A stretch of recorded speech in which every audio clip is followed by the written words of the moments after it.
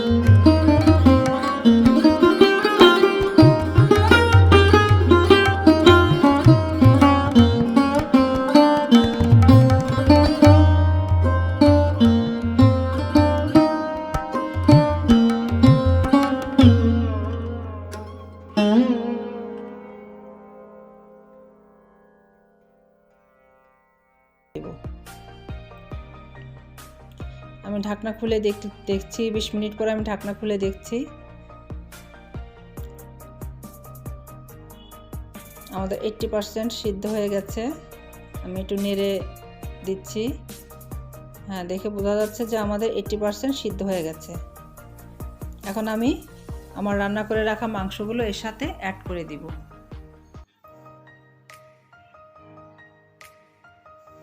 মাংস কিন্তু আমি খুব বেশি সিদ্ধ করিনি। এখন আমাদের এভাবে ভাপে থেকে বাকিটা সিদ্ধ হয়ে যাবে।